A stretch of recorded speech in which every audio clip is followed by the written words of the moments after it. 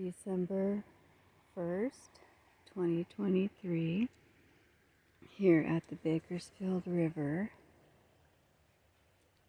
And I can see these little speckles of gold. I don't know if they call it fool's gold.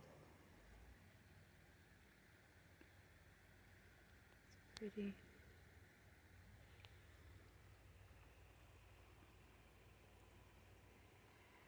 This is my first time at the Bakersfield River. I came up here from Tehachapi today.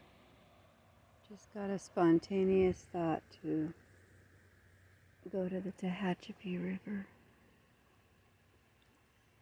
Go to Bakersfield River. Well, just the thought was just to go to Bakersfield, and then I thought, well, what for?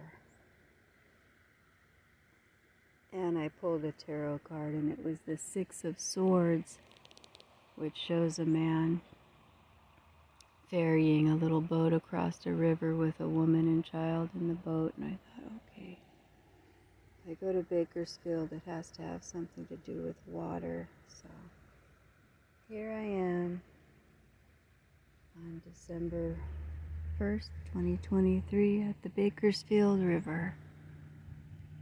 It's very peaceful.